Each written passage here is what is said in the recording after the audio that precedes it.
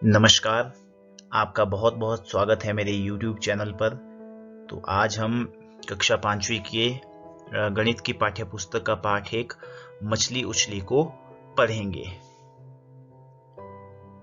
गहरे समुद्र में देखो, प्यारी सी रंगीन मछलियां तैरती शांति से। 3 पंक्तियों में कही गई इस कविता को हाइकू कहते हैं। प्रकृति के बारे में इस तरह की कविताएं जापान के लोगों को बहुत पसंद है। एक और हाइकू पढ़ें। तालाब शांत स्थिर, मछली उछली और लौटी, तालाब लहरों से हिल गया।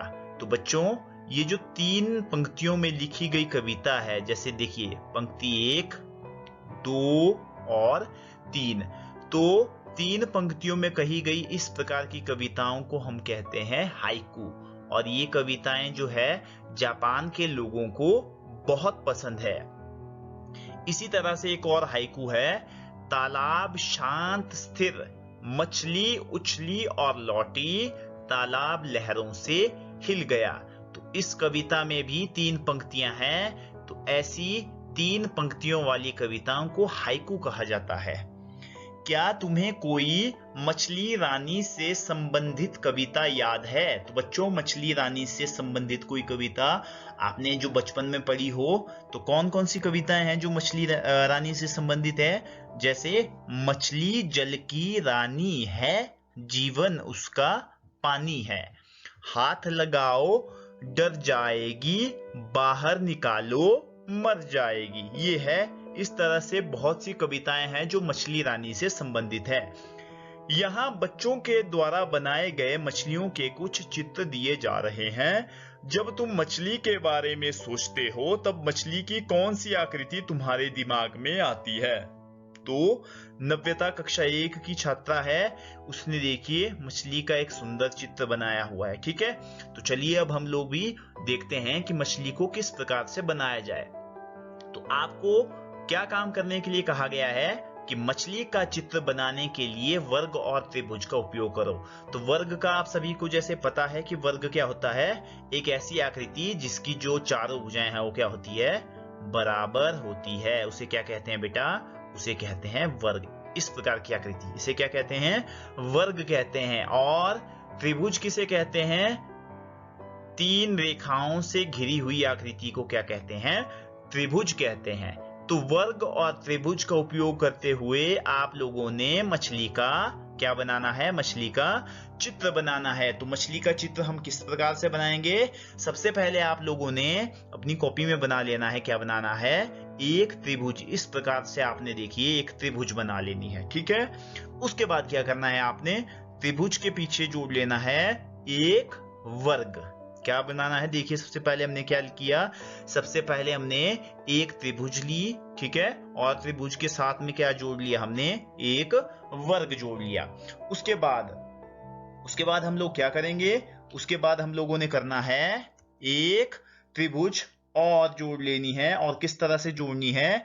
इस तरह से। ठीक है, उल्टा करके ये इस तरह से आपने जोड़ लेनी है एक और त्रिभुज। और क्या करना है? फिर एक त्रिभुज इसके पीछे और जोड़ लेनी है इस प्रकार से। ठीक है, अब आप लोग देख पा रहे होंगे कि जो मछली की आकृति है वो कुछ कुछ हमारे सामने आ रही है। अब क्या क्या कमियां इस आकृति में रह गई है? देखिए, एक रह गया है इस मछली के पंख। ये लीजिए, मछली के पंख भी लग गए। और क्या बच गया? मछली की आंख। तो देखिए इस तरह से जो आप है मछली का चित्र बना सकते हैं वर्ग और त्रिभुज का उपयोग करते हुए। ठीक है, उसके बाद अपने आसपास कपड़ों पर, चित्रों में, दरी आदि पर मछली के डिजाइन ढूंढो। मीन का अर्थ होता है मछली और मीनाक्षी का मतलब हुआ ऐसी लड़की जिसकी आंखें मछली जैसी हैं। क्या तुम ऐसी आंखों वाले किसी व्यक्ति के बारे में सोच सकते हो? तो बेटा, मीन का मतलब होता है मछली और मीनाक्षी होता है ऐसी लड़की जिसकी आंखें मछली के जैसी हो। तो आपने एक ऐसा चेहरा बनाना है जिसकी आंखें मछली जैसी हो। तो ये देखिए यहाँ पर बनाया हुआ है और मछली के जैसे इसकी क्या है, आंखें हैं। तो मछली की जैसी आंखें वाली लड़की को हम क्या कह सकते हैं, हम क्या कहते हैं, मीनाक्षी कहते हैं। मछली अलग अलग आकार की हो सकती है। सबसे छोटी मछली लगभग 1 सेंटीमीटर लंबी होती है। तुम अधिक से अधिक कितनी लंबी मछली के बारे में सोच सकते हो? तो सबसे छोटी जो मछली होती हो तकरीबन 1 सेंटीमीटर लंबी होती है। आप अपने दिमाग में कितनी लंबी मछली के बारे में सोच सकते हैं? तुम्हारी बड़ी मछली सबसे छोटी मछली से कितने गुना लंबी है? तो जैसे सबसे छोटी मछली है 1 सेंटीमीटर लंबी, मान लीजिए मैं सोच रहा हूं 200 सेंटीमीटर लंबी मछली, तो सबसे छोटी मछली से कितनी लंबी है वो मछली? 200 गुना। ठीक है। उसके बाद सबसे बड़ी मछली होती है व्हेल शार्क। ठीक है, सबसे बड़ी मछली का नाम है व्हेल शार्क। वास्तव में यह व्हेल नहीं है बल्कि एक बहुत बड़ी मछली है। व्हेल मछलियों से अलग होती है। व्हेल हमारी ही तरह नाक से सांस लेती है, लेकिन मछलियों की नाक नहीं होती और वे पानी लेती हैं, हवा नहीं। व्हेल बच्चों को जन्म देती है लेकिन मछली अंडे देती है। देखिए व्हेल और मछली में क्या फर्क है कि जो व्हेल है वो बच्चों को जन्म देती है, लेकिन जो मछलियां होती है वो अंडे देती हैं। व्हेल शार्क बड़ी और खतरनाक दिखाई देती है पर किसी को नुकसान नहीं पहुंचाती। वे मनुष्य पर हमला नहीं करती। एक व्हेल शार्क जो है वो 18 मीटर लंबी होती है। देखिए जो एक व्हेल शार्क होती है बेटा वो 18 मीटर लंबी होती है। जरा सोचो यह कितनी लंबी होगी। तुम्हारी लंबाई के लगभग 12 बच्चों को अगर एक के ऊपर एक खड़ा कर दें तो उससे बनने वाली लंबाई जो है वो व्हेल शार्क की लंबाई के बराबर होगी। अंदाजा लगाओ उसका वजन कितना होगा। तुम सभी 12 बच्चों के कुल वजन से बहुत ज्यादा। उसका वजन लगभग 16,000 किलोग्राम है। तो जो व्हेल शार्क होती है उसका वजन कितना होता है बेटा? उसका वजन होता है 16,000 किलोग्राम। इतना ज्यादा जो है उसका वजन होता है। चलिए अब हम कुछ प्रश्न हल करते हैं। तुम्हारा वजन कितने किलोग्राम है? तो आपने ये जो यहाँ खाली स्थान दिया है यहाँ पर आपने अपना वजन भर लेना है। तो एग्जाम्पल के लिए मैं ले रहा हूं हम 19 किलोग्राम। मान लीजिए जो वजन है वो कितना है? 19 किलोग्राम है। फिर प्रश्न नंबर दूसरा जो है वो क्या बोल रहा है? तुम्हारी ही तरह के 12 बच्चों का कुल वजन लगभग कितने किलोग्राम होगा? तो मान लीजिए एक बच्चे का जो वजन है वो है 19 किलोग्राम। कितना है बेटा? 19 किलोग्राम है। तो 12 बच्चों का वजन जो है वो कुल कितने किलोग्राम होगा? तो इसके लिए हम क्या करेंगे? इसके लिए हम करेंगे 19 किलोग्राम है एक बच्चे का वजन। ठीक है, उसको हम गुना कर देंगे 12 से, क्योंकि 12 बच्चों का वजन हमने क्या करना है? निकालना है। 19 को करना हमने मल्टीप्लाई 12 के साथ। तो हमारे पास कितना आंसर आएगा? हमारे पास आंसर आएगा 228 किलोग्राम, मतलब 228 किलोग्राम जो है वो कुल वजन होगा। ठीक है, 12 बच्चों का अगर हम वजन निकालेंगे तो वो वजन कितना आएगा? वो वजन आएगा 228 किलोग्राम। ठीक, उसके बाद हमारा जो अगला प्रश्न पूछा है वो पूछा है व्हेल शार्क का वजन तुम्हारे जैसे 12 बच्चों के कुल वजन से लगभग कितना ज्यादा होगा? तो व्हेल शार्क का वजन, अगर हमने पिछली वीडियो, अगर आपको याद होगा, हमने क्या अभी पढ़ा कि जो व्हेल शार्क है उसका वजन कितना होता है? 16,000 किलोग्राम होता है। तो व्हेल शार्क का वजन अगर तुम्हारे वजन के साथ उसकी तुलना की जाए तो कितना ज्यादा होगा? तो आपको पता है, ये आपकी स्क्रीन पे ये रही व्हेल शार्क। तो इसका वजन हमने कितना देखा था?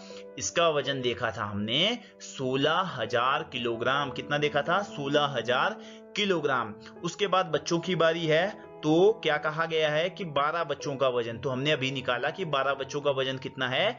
228 किलोग्राम है। ठीक है, ये जो 12 के 12 बच्चे हैं, जैसे 6 ऊपर हैं 6 नीचे हैं, तो 12 बच्चे हैं और इन सभी 12 बच्चों का जो कुल वजन है वो है 228 किलोग्राम। तो अब हमने देखना है कि जो व्हेल शार्क है उसका वजन जो है इन बच्चों से कितना ज्यादा है। तो देखिए व्हेल शार्क का वजन जो है वो है 16,000 किलोग्राम और जो बच्चों का वजन है वो है 228 किलोग्राम। ठीक है, तो अब हमने देखना है कौन सा वजन है ज्यादा। बिल्कुल ये जो व्हेल शार्क है इसका वजन ज्यादा है और बच्चों का वजन जो है 12 बच्चों का वजन वो कम है। तो अब हमने देखना है कि इन दोनों के वजन में कितना अंतर है ना, तभी तो हम जान पाएंगे कि व्हेल शार्क का वजन इन बच्चों के वजन से कितना ज्यादा है। तो इसके लिए हम क्या करेंगे, इसके लिए हम करेंगे 16,000 से घटा देंगे 228 किलोग्राम। 16,000 किलोग्राम से हम घटाएंगे 228 किलोग्राम, क्योंकि हमने दोनों में देखना है कि दोनों में, किन दोनों में, व्हेल शार्क में और 12 बच्चों के वजन में कितना अंतर है। तो हम जब इसको घटाएंगे तो घटा के हमारे पास कितना आएगा, 15,772।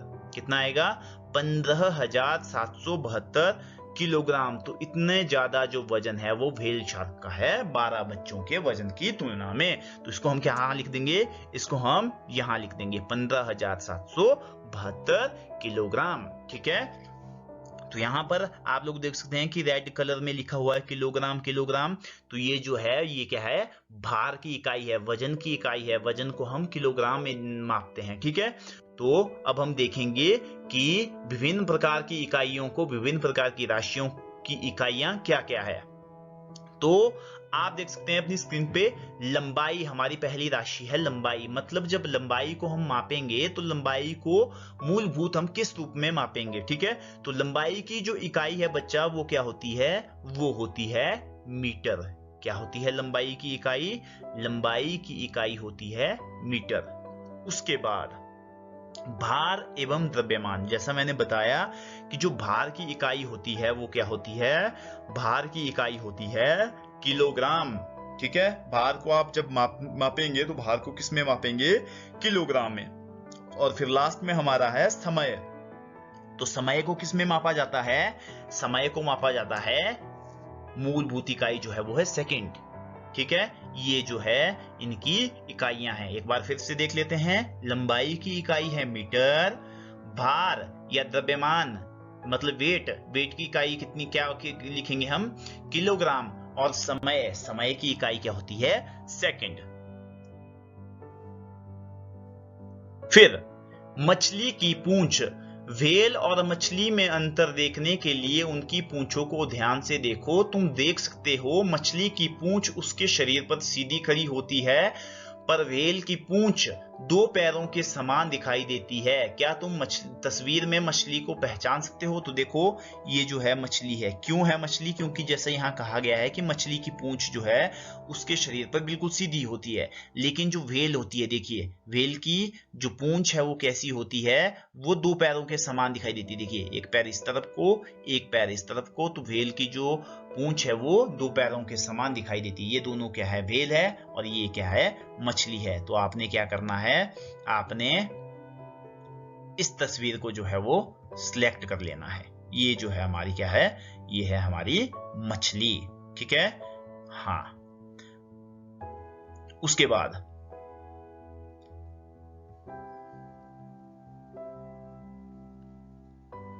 मछली का स्कूल।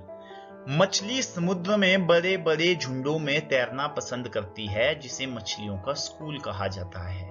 तो बेटा क्या होता है, जैसे आप यहाँ पर देख सकती हैं कि जो मछलियां होती हैं वो एक ही दिशा में बड़े बड़े झुंड, देखो सभी जो है एक दिशा में तैर रही है। देखो सबके मुंह जो है एक तरफ को है ना। और ये सभी मछलियां जो है झुंडों में मतलब इकट्ठे तैरना पसंद करती है, इकट्ठे झुंडों में तैरना पसंद करती है। झुंडों में रहने से उनको क्या फायदा होता है, एक तो उनको डर नहीं लगता है, और वे जो है बड़ी मछलियों के साथ, जैसे छोटी मछलियां जो हैं वो बड़ी मछलियों के साथ स्वयं को सुरक्षित महसूस करती हैं। तो इस झुंड को हम क्या कहते हैं, इसको कहते हैं मछलियों का school, the school of fishes. ठीक है, मछलियों का स्कूल। बड़ी मछलियों को डराने के लिए कुछ छोटी मछलियां बहुत सारा पानी पीकर फूल जाती हैं और बड़ी दिखाई देती हैं। तो देखिए यहाँ एक छोटी सी मछली है, लेकिन इसने क्या किया है, बड़ी मछली को डराने के लिए इसने बहुत सारा पानी पी लिया है और फूल गई है ताकि ये बड़ी दिखाई दे और जो मछलियां हैं वो डर जाए। जिंसी ने मछली के चित्र बनाने के लिए नीचे दी गई आकृतियों का उपयोग किया। अब तुम भी इन आकृतियों का उपयोग नीचे दिए गए अलग अलग समुद्री जानवर बनाने के लिए करो। तो बेटा आपने क्या करना है, इन आकृतियों का उपयोग जो है अपनी किताब में दी गई विभिन्न प्रकार की जानवर जो है उनको बनाने के लिए आपने करना है। तो अब आकृतियों से हम बढ़ते हैं अपनी एक बहुत ही महत्वपूर्ण टॉपिक की ओर, और अब हम जानेंगे कि विभिन्न प्रकार की आकृतियां कौन कौन सी हमारी आकृतियां हैं और उन आकृतियों की भुजाएं कितनी होती है और उन आकृतियों के नाम क्या है, वो हम अब आगे देखेंगे।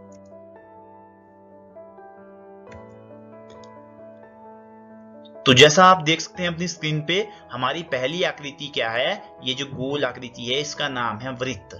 क्या नाम है इसका? इसका नाम है वृत्त। तो वृत्त की कितनी होती है भुजाएं? वृत्त की कोई भुजा नहीं होती, शून्य भुजा। ठीक है। उसके बाद हमारी दूसरी आकृति है, देखिए इसमें कितनी भुजाएं हैं? 3 भुजाएं होती है इस आकृति की। देखिए ये देखिए यहां पर ये होगी इसकी 1 है ना, ये होगी आपकी 2 भुजा, और ये वाली जो है वो इसको मान लेते हैं हम कितनी भुजा? 3 भुजा। तो 3 भुजा वाली इस आकृति का नाम क्या है? इसका नाम है त्रिभुज। और इस त्रिभुज में जो भुजाओं की संख्या होती है वो कितनी होती है बेटा? वो होती है 3। उसके बाद हमारी अगली आकृति है, अगली आकृति क्या नाम है इसका? आयत। और इसमें भुजाओं की संख्या कितनी है? 4 है। और हमारी अंतिम आकृति जो है उसका नाम क्या है? वर्ग है। और वर्ग में भुजाओं की संख्या कितनी होती है? 4 होती है। अब देखिए जो आयत है और जो वर्ग है, इन दोनों में भुजाओं की संख्या बराबर है ना। इसमें भी भुजाओं की संख्या 4 है और इसमें भी भुजाओं की संख्या 4 है, लेकिन अंतर कहाँ है बेटा?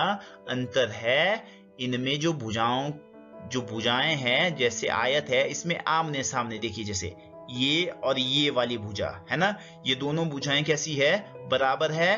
ये और ये वाली भुजा कैसी है? आपस में बराबर है। तो इन भुजाओं की इस आकृति को हम क्या कहेंगे? इस आकृति को हम कहेंगे आयत। ठीक है। और ये वाली जो हमारी आकृति है इसमें देखिए जो सभी भुजाएं हैं, जैसे ये वाली भुजा, ये वाली भुजा और ये वाली भुजा, सभी भुजाएं जो है इनकी लंबाइयां बराबर है। तो ऐसी आकृति को हम क्या कहेंगे? वर्ग कहेंगे। और इसमें भुजाओं की संख्या कितनी होगी?